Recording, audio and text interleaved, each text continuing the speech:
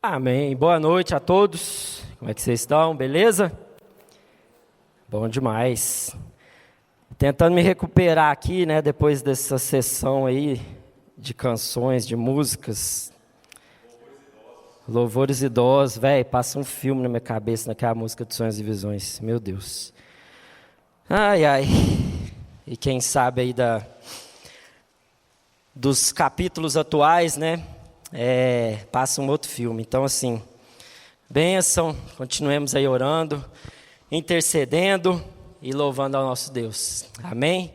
Abra sua Bíblia aí, lá em Mateus, no capítulo 6. A gente vai ler muito. Nosso texto base de hoje, Mateus, capítulo 6.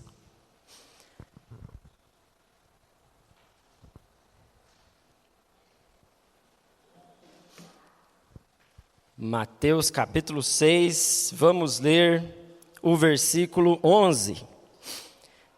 Mateus 6, versículo 11.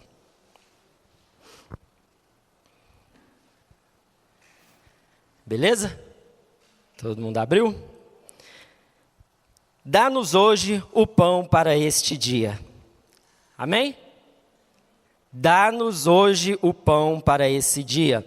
Em outras versões, uma versão que eu ouvia muito, né, na minha infância. O pão nosso de cada dia, dá-nos hoje. Feche seus olhos aí, vamos orar. Senhor Deus, Pai, obrigado por essa palavra. Deus, que o Senhor venha nos iluminar, Deus, através do Teu Espírito Santo, a nossa mente, Pai, para que nós possamos entender tudo aquilo que o Senhor deseja, Pai, para cada um de nós aqui hoje.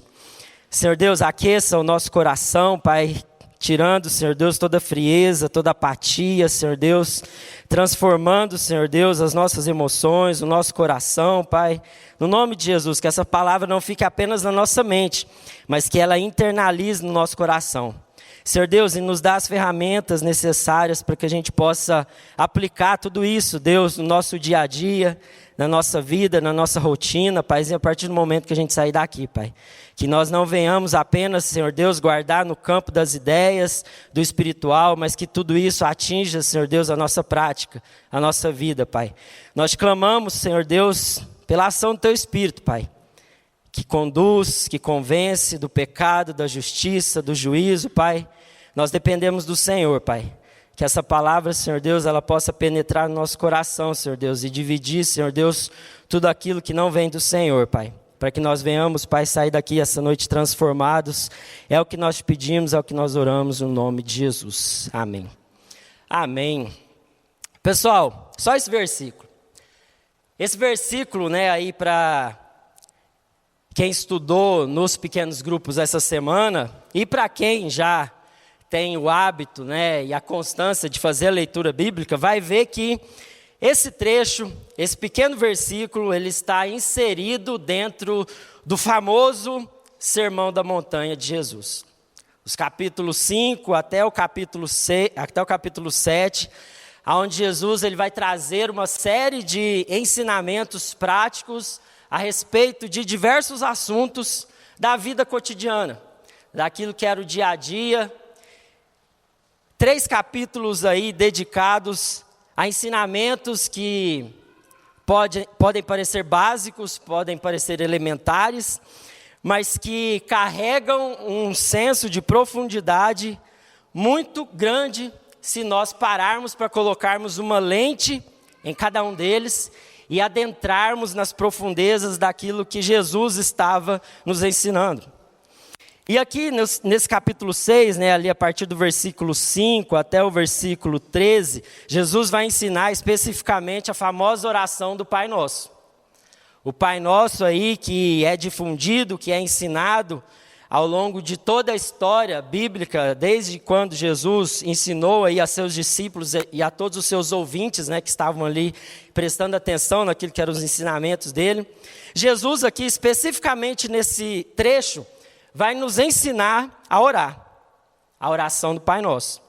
Mas especificamente hoje, nós não vamos aí adentrar toda a oração do Pai Nosso, mas nós vamos ficar apenas nesse versículo 11, que carrega aí um profundo significado se nós colocarmos um foco especial nele. E é isso que eu quero trazer aqui essa noite para nós, para que nós possamos refletir, pensar e nos aprofundar apenas nesse versículo. E para muitos de nós, né, esse versículo e até mesmo essa oração, ela pode parecer desnecessária.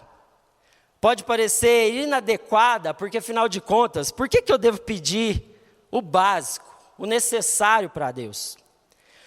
Essa oração ela pode parecer um pouco simplória demais, pensarmos, não, mas Jesus, com toda a sua sabedoria, ensinando uma oração dessas, tão simples, tão breve, tão curta, e aí quando a gente pega, né, para pregar aí o Pai Nosso, a gente prega 2 horas, 3 horas, e faz séries inúmeras a respeito da pregação do Pai Nosso, e Jesus é simples, curto, direto, falando coisas elementares e básicas para que nós pudéssemos aprender.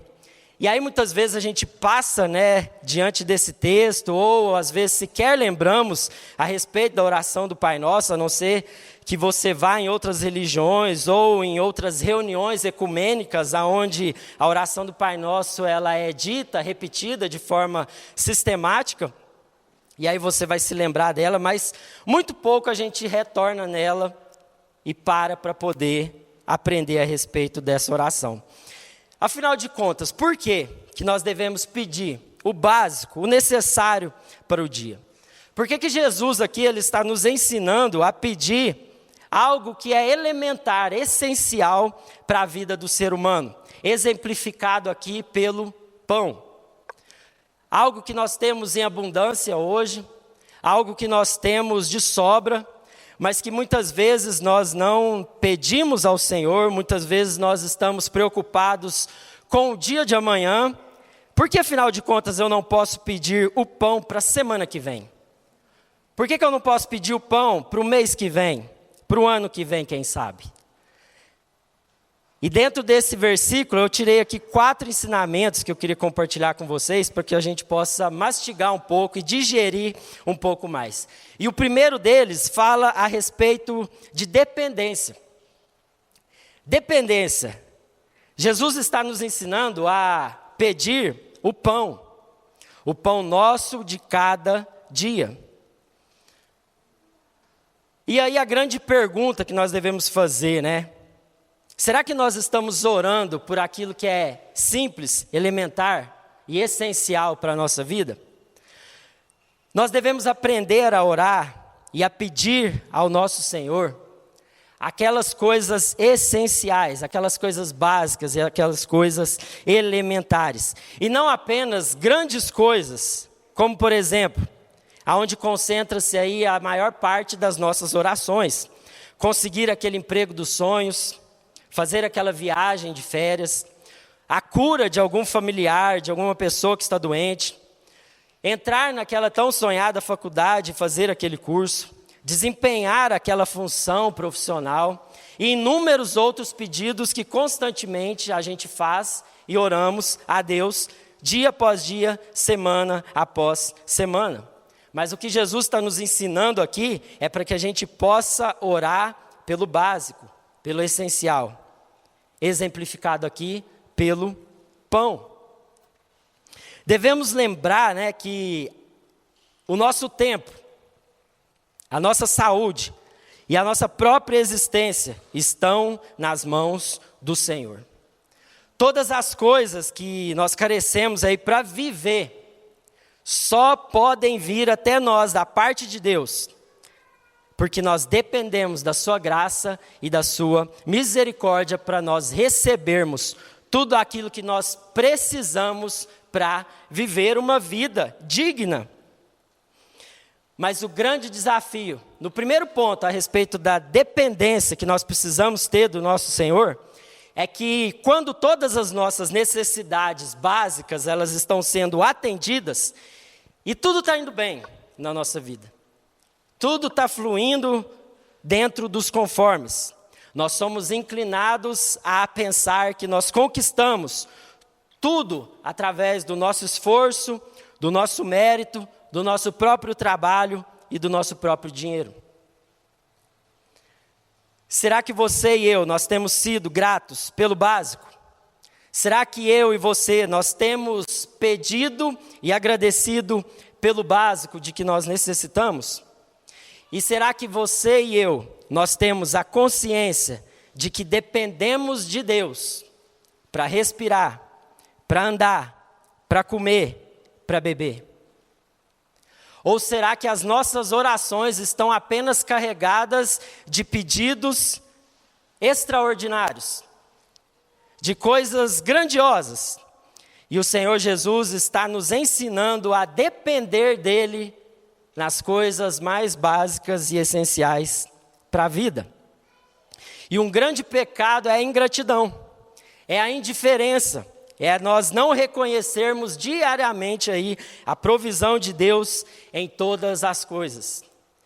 Então, meus irmãos e minhas irmãs, a primeira coisa que nós precisamos aprender através desse versículo é a depender de Deus. Se a sua vida está abastada, ela está cheia, ela está abundante de coisas essenciais e básicas, tome cuidado para que você não caia no pecado da ingratidão e da indiferença, esquecendo-se de que tudo que você precisa para viver, para acordar, para abrir os olhos e para respirar, tudo isso vem do Senhor.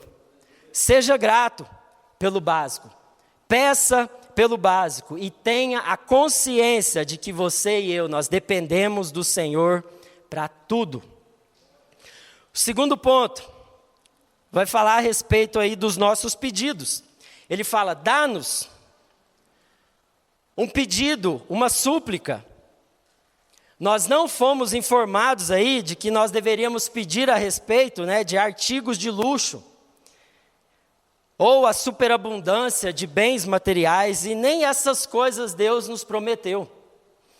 Deveríamos orar mais pelas causas das nossas necessidades mais simples, mais elementares. Porém, pela graça de Deus, pela misericórdia de Deus, pelo amor de Deus e pela sua bondade, todos esses presentes extras, eu costumo dizer, que Deus nos dá, que vão além daquilo que a gente precisa, que vão além daquilo que é o necessário para a gente viver. Tudo isso é graça. Tudo isso é bondade, misericórdia, sendo estendido ainda mais e além daquilo que a gente merece. Porque como a gente sempre fala, o que nós merecíamos era o inferno. Mas o Senhor, Ele nos promete o básico, Ele nos promete o essencial para viver, e Ele nos dá muito mais, Ele nos dá além daquilo que nós precisamos. Porque muitas dessas coisas, elas não são necessárias. Elas são coisas acessórias, que facilitam a nossa vida, que nos ajudam aí no dia a dia, porém o Senhor não nos prometeu isso. Ele nos dá, como eu falei agora, como presentes extras da sua graça. Porque o que Ele nos prometeu está lá em Salmos 137, 25. Já fui jovem e agora sou velho. Isso aí é verdade, hein? Para mim.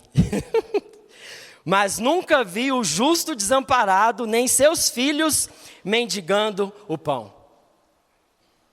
As promessas do Senhor nunca falham, mas elas referem-se apenas às nossas necessidades verdadeiras para viver. Porém, muitas das coisas que a gente está orando, está pedindo a Deus, corresponde àquilo que Deus quer para nós.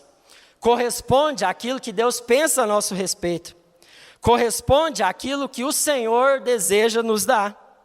Em Filipenses 4,19, vai falar assim, o meu Deus suprirá todas as necessidades de vocês, de acordo com as suas gloriosas riquezas em Cristo Jesus. Promessa do Senhor.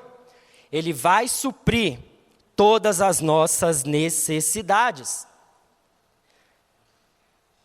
Nós não podemos esperar que Deus nos desse algo de que Ele não nos prometeu. A promessa do Senhor se dá a respeito das nossas necessidades. Mas muitas vezes nós estamos aí frustrados, tristes, abatidos, porque aquilo que nós estamos pedindo, suplicando, clamando ao nosso Senhor, não tem nada a ver com aquilo que Ele primeiro nos prometeu e aquilo que nós precisamos. Lá em Tiago 4, do versículo 2 ao versículo 3, ele fala assim, ó: vocês cobiçam e nada têm, matam e sentem inveja, mas nada podem obter. Vivem a lutar e a fazer guerras, nada têm, porque não pedem. Pedem e não recebem, porque pedem mal para esbanjar em seus próprios prazeres. O que você tem pedido? Quais são as súplicas que você e eu, nós temos levado diante de Deus? Se você chegou aqui essa noite entendendo que muitas coisas que você está pedindo ao Senhor, suplicando a Ele, estão fora daquilo que é a vontade dEle para você, como a gente costuma falar aqui, né? É orando, é pedindo errado que a gente aprende a pedir certo. É pedindo as coisas erradas que nós vamos aprendendo a pedir as coisas certas. E aqui o nosso Senhor nos ensina, dá-nos. É lícito pedir, é lícito você apresentar diante de Deus os seus desejos, mas o Senhor está nos ensinando a pedir certo. O Senhor está nos ensinando aqui a suplicar por coisas que Ele prometeu. Então, o grande desafio para nós aqui hoje é alinhar os nossos pedidos, as nossas súplicas, com aquilo que o Senhor Deus tem para nós. E aí, como eu falei antes, né, lembrando aí da caminhada, da minha jornada com Deus, eu começo a lembrar de coisas que eu pedia lá no começo da minha conversão, que eu falo, nossa, ainda bem que Deus não me deu. Graças ao Senhor que Ele não ouviu e não atendeu a minha súplica, o meu clamor. Porque se Ele tivesse me dado aquilo, eu estaria lascado. E minha vida teria ido para outro rumo. Então pense, reflita aquilo que tem feito parte das suas orações, do seu pedido, da sua súplica. Em terceiro, o pão nosso. Dá-nos o nosso pão. Não basta a gente pedir por coisas necessárias e essenciais, mas o Senhor nos mostra e nos leva a um entendimento ainda maior. Ele fala, dá-nos o nosso pão. Será que os seus pedidos, as suas súplicas, estão contemplando apenas a você mesmo? Ou os seus pedidos, as suas súplicas estão contemplando os seus irmãos?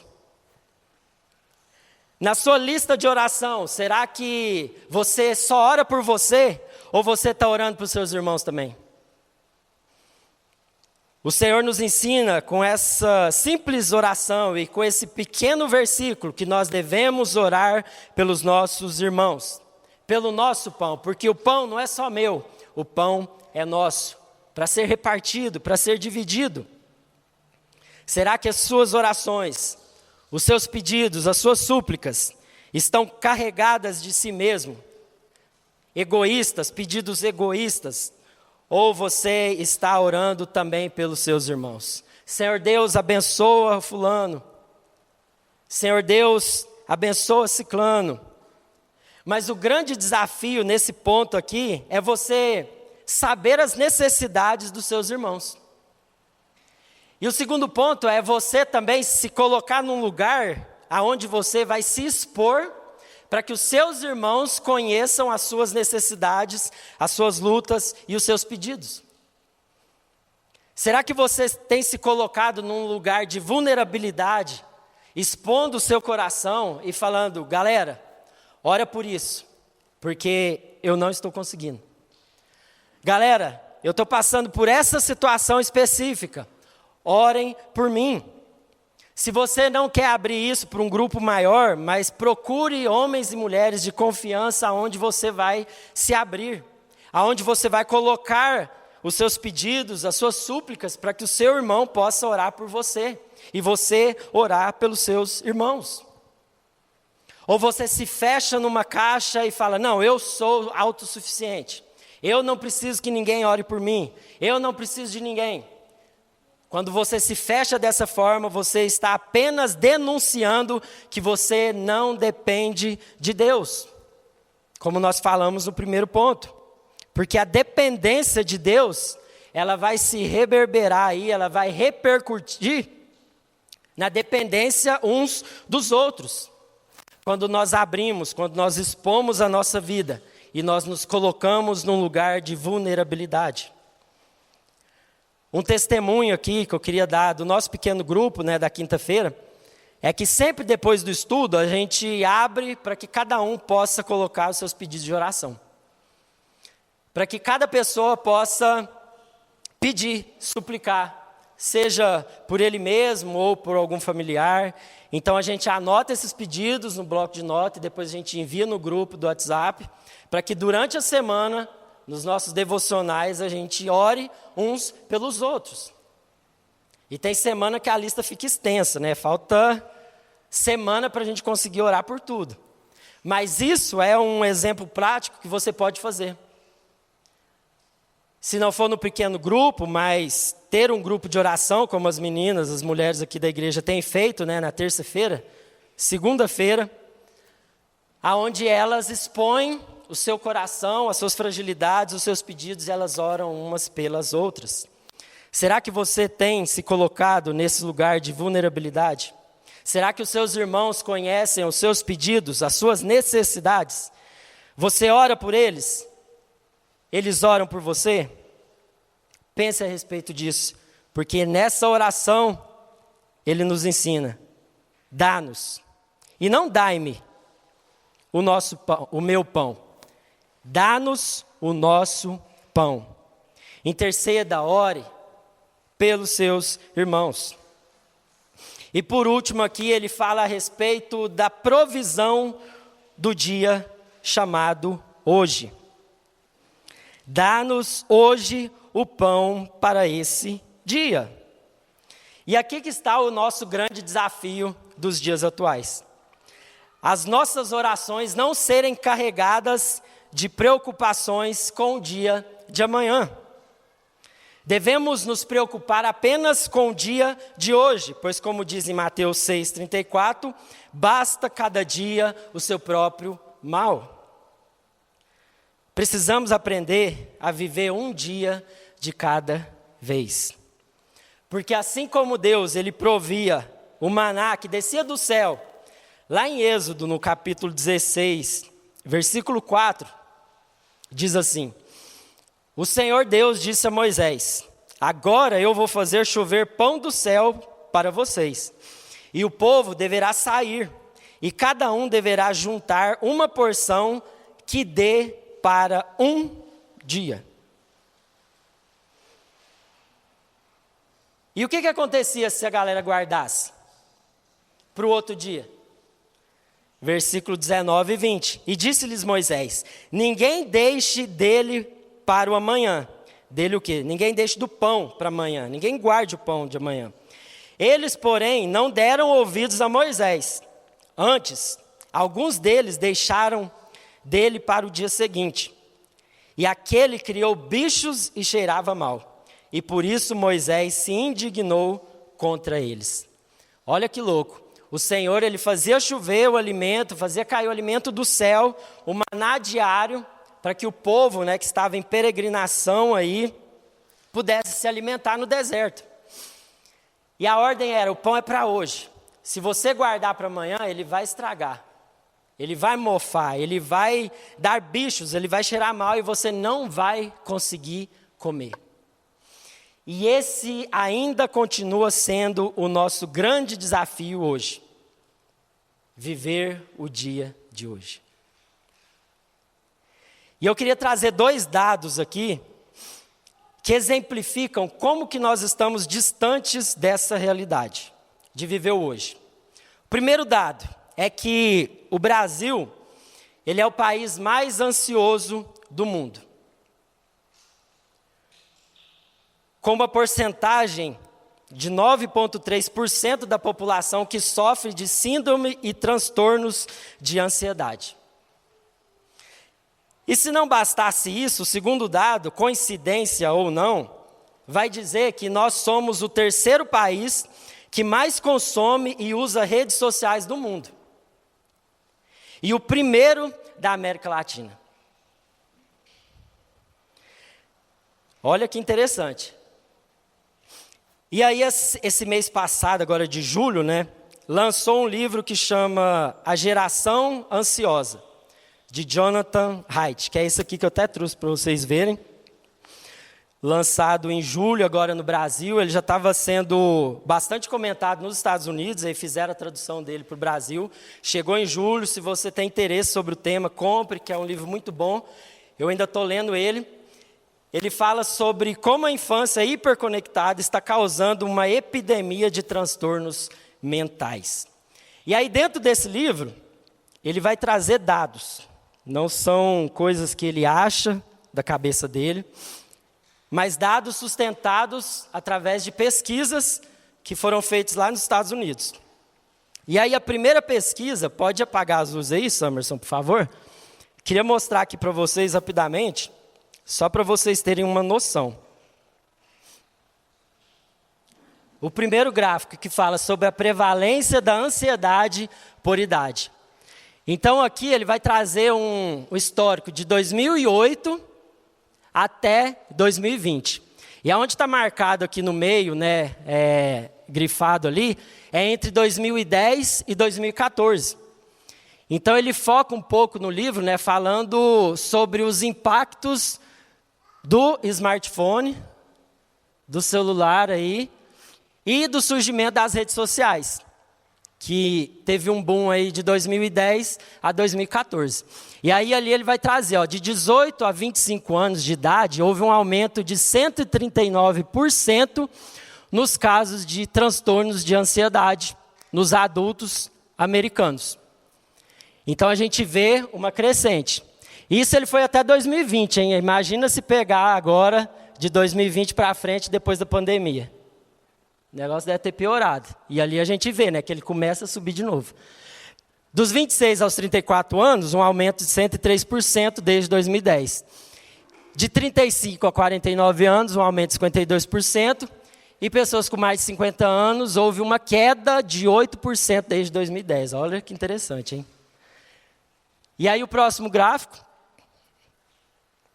Pode passar. Ele fala a respeito, né, mostra aí os transtornos mentais entre estudantes universitários. Então, a mesma lógica ali, de 2008 até 2018 agora, na verdade, mas pegando também o mesmo intervalo ali para dar uma ênfase maior com o surgimento do smartphone e das redes sociais, de 2010 a 2014. Então, houve um aumento nos transtornos de ansiedade de 134% desde 2010. Um aumento nos casos de depressão de 106% e um aumento aí nos transtornos de TDAH de 72% desde 2010. Aí depois ali ele traz outros dados, né, que são menores, de bipolaridade, anorexia, abuso de substâncias ou vícios e esquizofrenia. Então a gente percebe sempre aí um aumento marcado numa janela aonde foi o surgimento do smartphone e das redes sociais. Pode apagar aí, ligar a luz de novo, por favor. Então, assim, na minha opinião, agora falando da minha opinião, por que a gente tem esse diagnóstico? E aí eu coloquei aqui 3 fatores. Porque o primeiro, nós somos mestres em comparar a nossa vida com a vida do coleguinha nas redes sociais. Nós somos mestres em seguir pessoas que têm a vida que a gente gostaria de ter. E aí isso gera uma angústia, isso gera uma ansiedade, isso gera uma tristeza, uma depressão, porque quando eu olho uma pessoa, 9 horas da manhã, numa segunda-feira, indo fazer beach tennis, indo fazer outras atividades livres, aí eu falo, nossa, mas eu sou ruim, hein? Nossa, mas minha vida é uma droga. Então, o primeiro motivo que eu, particularmente, eu identifico como uma base de sustentação para esses números, é porque nós estamos cobiçando a vida do outro, através das redes sociais e a gente se esquece de viver a nossa. Ao invés da gente concentrar naquilo que Deus me deu, agora eu estou vendo a vida do outro e levando a vida do outro como parâmetro para a minha. Então eu fico ansioso, triste e deprimido. E segundo, se dá pelo fato de que as coisas que nós desejamos atualmente, o algoritmo tem jogado na nossa cara toda hora. Pesquisa sobre qualquer assunto, qualquer produto no Google, no Instagram, e você vai receber uma chuva de anúncios fazendo você comprar aquilo. Como a Ari falou, né? Se você usar a lógica algoritmo a seu favor, você consegue comprar coisas com preço mais acessível, né? Você consegue olhar outros sites, comparar preços e fazer uma boa compra. Mas, infelizmente, através dessa jogada que fizeram aí dos algoritmos, a todo momento nós estamos sendo bombardeados por coisas que o mundo está dizendo que nós precisamos. Ah, você precisa trocar de celular. Ah, você precisa comprar esse relógio. Ah, você precisa trocar de carro. Ah, você precisa daquilo. E quando a gente não consegue, nós nos frustramos. Quando nós não conseguimos adquirir aquilo que a todo momento, o Instagram, o Facebook e outras redes sociais, o Google, tudo aquilo que a gente pesquisa, joga para nós falando que a gente precisa e a gente não consegue, então a gente fica deprimido. Não, mas eu sou pobre. Não, mas eu sou ruim. Não, mas eu não tenho dinheiro. Não, mas aquilo. E aí a gente começa a entrar numa paranoia. E por último, terceiro, um grande problema que também embasa esses dados, na minha opinião, fala que nós temos hoje um mundo de informações na nossa mão. Aqui, ó. Tudo que você precisar pesquisar, você vai encontrar aqui. Antigamente a gente precisava ir na biblioteca, né, da UFO, Biblioteca Municipal, pesquisar lá os livros, pegar emprestado, levar para casa, depois devolver. Era uma coisa muito ruim. E a tecnologia foi boa porque ela trouxe tudo isso agora para a palma das nossas mãos. A gente não precisa mais sair de casa para pesquisar ou para ter a informação que a gente precisa, que a gente quer. Mas o grande problema é que o nosso cérebro, ele não foi capaz de processar tudo aquilo que são as informações que a gente recebe todo dia. A nossa memória não aguenta tanta coisa que chega toda hora. É um bombardeio de informações que muitas vezes a gente dá tela preta, né? Como diz aí um ditado da TI. Buga, trava. Porque é tanta coisa que vai chegando na nossa mente que a gente não consegue processar. E se não tivermos sabedoria para usar, isso causa um estrago muito grande. De ansiedade, depressão, tristeza e angústia. Porque se algo acontece lá na China, em questão de minutos eu já fico sabendo aqui no Brasil. E aí eu penso, nossa, quando é que isso vai chegar aqui no Brasil? Quando que isso vai chegar aqui em Uberlândia? A gente lembra da pandemia, né? Em 2020 começou aquele burburinho, eu ia lá e estava viajando bem na semana assim, em que o negócio chegou aqui no Brasil, a gente estava no aeroporto e a galera já estava começando a usar máscara, aí a gente falou, não, isso aí não vai chegar aqui não. E quando a gente se deu por conta, o negócio já estava aqui, afetando a nossa vida, gerando aí a tal da ansiedade. E o grande problema da ansiedade, o grande problema da gente não conseguir viver o hoje e pedir pelas coisas necessárias para o dia de hoje, é porque nós estamos colocando muitos e se's em quase todas as áreas da nossa vida. E se eu não conseguir passar na faculdade? E se eu não conseguir entregar aquele projeto, aquele trabalho? E se eu não conseguir passar no período de experiência daquele emprego? E se eu for demitido do meu trabalho? E se os resultados das eleições lá da Venezuela não forem auditados de forma independente? O que vai acontecer aqui no Brasil? E aí a gente começa a colocar tantos "e-sis" que nós começamos a entrar em parafuso. A nossa mente, o nosso cérebro não consegue processar tanta informação. E tem um autor, psiquiatra, professor e escritor, a maioria aqui vai conhecer, é o Augusto Cury. Em uma entrevista, que uma vez eu ouvi, eu lembrei disso quando eu estava preparando, uma entrevista que ele deu para o G1, certa vez, eu creio que faz um pouco de sentido, ele disse assim, abre aspas, no passado, o número de informações dobrava a cada 200 anos. Hoje, dobra-se a cada ano. Além disso, uma criança de 7 anos de idade tem mais informações que o imperador romano tinha no auge de Roma. Olha que loucura. Então, o que é essa tal da ansiedade que nos trava, que não nos deixa viver o dia de hoje? E aí, se a gente pegar, na definição da palavra, diz assim: a ansiedade é um mecanismo do nosso cérebro que serve para nos alertar em situações adversas e desconhecidas, em que precisamos nos proteger. É uma reação normal em determinadas situações, porque nos estimula a entrar em ação, mas que pode ter efeito contrário e paralisar uma pessoa se tiver maior intensidade e duração do que esperado para aquela ocasião. Neste caso, ela torna-se patológica e precisa ser tratada. Então, a ansiedade, ela faz parte das nossas emoções, ela está aí.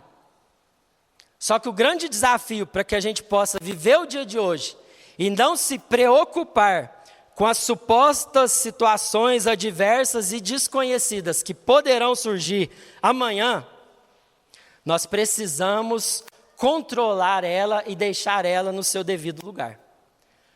Porque se a gente isolar ela e falar, não, isso é do diabo, isso é do capeta, nós vamos passar por situações em que a ansiedade poderia nos alertar e nós deveríamos tomar atitudes para contornar aquela situação e a gente não faz nada. Aí se torna um outro problema. Então, o nosso Senhor, Ele não reprime as nossas emoções. Deus, Ele não reprime a ansiedade que existe dentro de nós, mas Ele as redime. Então, a ansiedade que existe em mim e a ansiedade que existe em você, ela precisa ser redimida através do sangue de Jesus, para que você não seja controlada por ela e isso se torne algo patológico, doente, e que precisa ser tratado. E aí, a próxima imagem, pode pôr aí, Summers, que eu queria trazer, é a tal da ansiedade aí exemplificada lá no desenho Divertidamente 2, que eu assisti com a Luísa algumas semanas atrás. Quando na mente da Riley, que é a personagem ali, ela entra na fase da adolescência e surgem novas emoções. E a ansiedade assume o controle das emoções da Riley. E aí nessa imagem, nesse desenho aí, mostra exatamente isso. Então tudo aquilo que a Riley vai fazer, que é a menina lá do desenho, é controlada pela ansiedade. Ela entra numa crise de ansiedade em um momento ali do filme, aonde ela trava. Então o grande desafio nosso, pode acender aí novamente, é que o excesso de futuro está causando os medos, as preocupações sobre o dia de amanhã. O excesso de amanhã está atrapalhando nós vivermos o hoje. Mas o grande ponto aqui é que grande parte das nossas ansiedades e preocupações não tem nada a ver com os elementos básicos e necessários para a gente viver, mas com coisas acessórias que o mundo moderno está dizendo para que eu e você tenha ou sejamos. Então, como que nós vamos viver esse desafio de viver o hoje, de pedir o pão para hoje e não permitir que a ansiedade nos domine. E aí a gente volta lá no texto de Mateus 6, queria te convidar a abrir, Mateus 6, no versículo 25.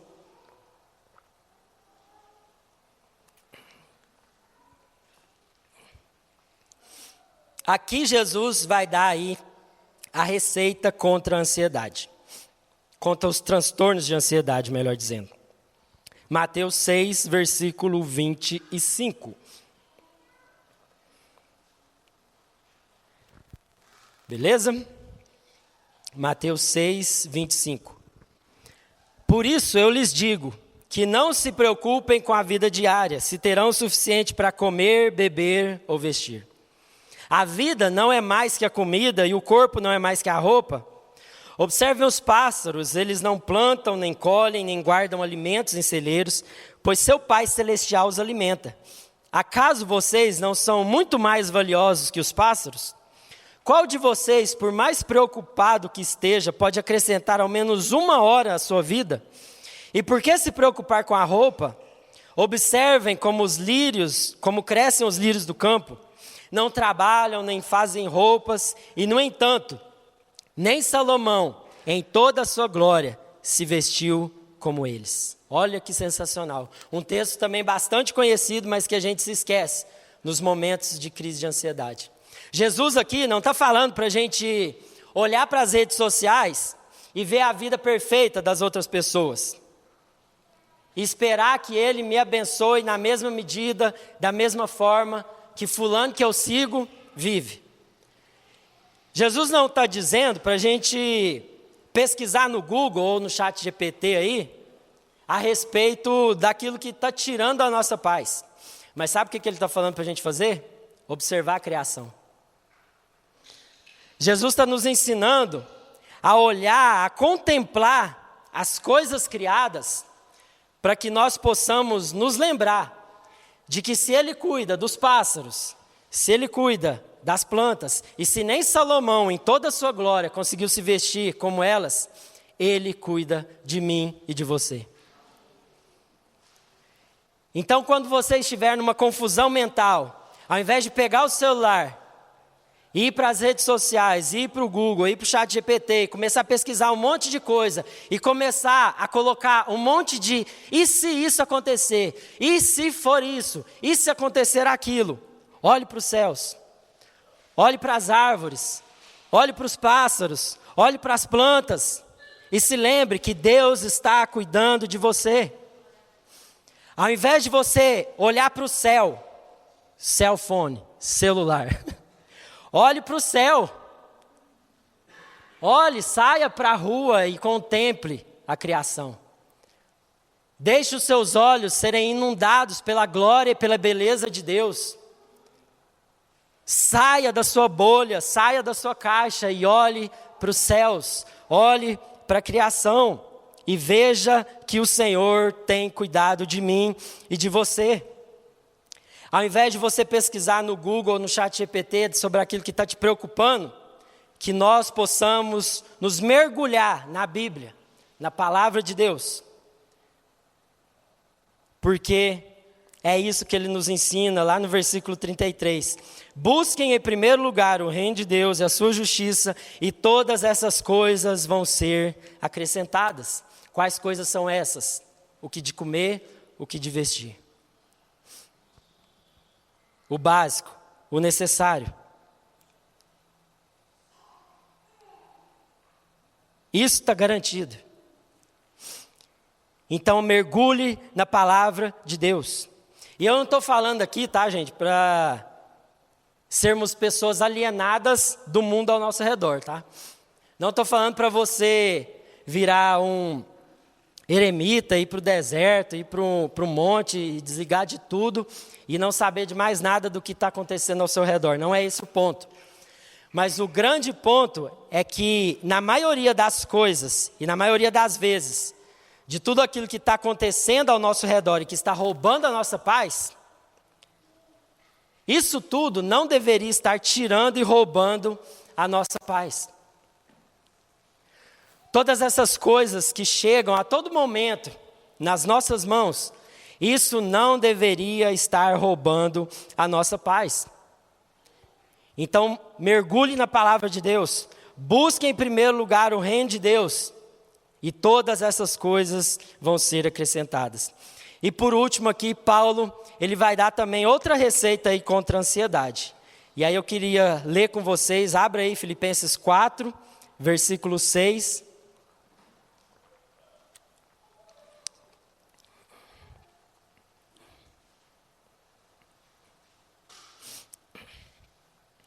Filipenses 4, versículo 6, e a banda pode subir aqui para a gente encerrar. Paulo, ele também vai trazer aqui uma receita aí contra a ansiedade e contra o nosso desejo contínuo de viver o amanhã. Filipenses 4, 6. Não vivam preocupados com coisa alguma. Em vez disso, orem a Deus pedindo aquilo de que precisam e agradecendo-lhe por tudo que Ele já fez. Então vocês experimentarão a paz de Deus, que excede todo entendimento, e que guardará o seu coração e a sua mente em Cristo Jesus. Por fim, irmãos, quero dizer-lhes só mais uma coisa. Concentre-se em tudo que é verdadeiro, tudo que é nobre, tudo que é correto, tudo que é puro, tudo que é amável, tudo que é admirável. Pensem no que é excelente e digno de louvor. Então aqui, mais uma receita para nós administrarmos e controlarmos a nossa ansiedade e o desejo contínuo de se preocupar com o dia de amanhã. E aprendermos a orar a respeito do dia de hoje, do pão nosso de cada dia. É nós levarmos diante de Deus os nossos pedidos daquilo que nós precisamos. Aquilo que tem roubado a sua paz, aquilo que tem tirado o seu sono, será que estão relacionados com as coisas que Deus prometeu? Será que elas estão alinhadas com aquilo que é a vontade de Deus? Ou são coisas acessórias, que você está iludido, achando que precisa e Deus não tem nada a ver com isso? Orem agradecendo e pedindo aquilo que vocês precisam. Será que você tem agradecido pelas coisas que Deus já te deu? Ou você só está reclamando daquilo que ainda te falta? Será que você tem sido grato por todas as coisas que o Senhor já te deu? Ou será que você tem reclamado constantemente pelas coisas que você ainda deseja receber da parte de Deus? Agradeça. Um coração grato, ele ajuda a nós controlarmos as nossas ansiedades. E por último, concentre-se em tudo aquilo que é virtuoso. Ao invés de você e eu ficarmos focados no futuro, no amanhã, fixe seus olhos na eternidade. Ao invés de você ficar olhando o dia de amanhã, olhe para a eternidade. Ao invés de você ficar focado no futuro, olhe para a eternidade.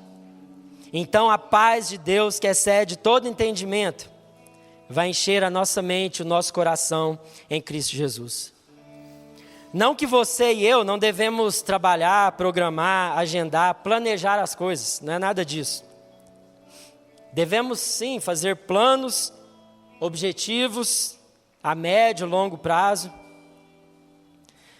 Mas você tem se perguntado aonde você quer chegar? O que você deseja se tornar com esses seus planos? Porque tudo isso deve estar alinhado e redimido através da palavra de Deus. É isso que Deus tem para mim? É para lá que Deus deseja me levar? Tiago 4,13 diz assim: prestem atenção, vocês que dizem, hoje ou amanhã iremos a determinada cidade e ficaremos lá 1 ano. Negociaremos ali e teremos lucro. Como sabem o que será de sua vida amanhã? A vida é como a névoa ao amanhecer. Aparece um pouco e logo se dissipa. O que devem dizer é: se o Senhor quiser, viveremos e faremos isso ou aquilo.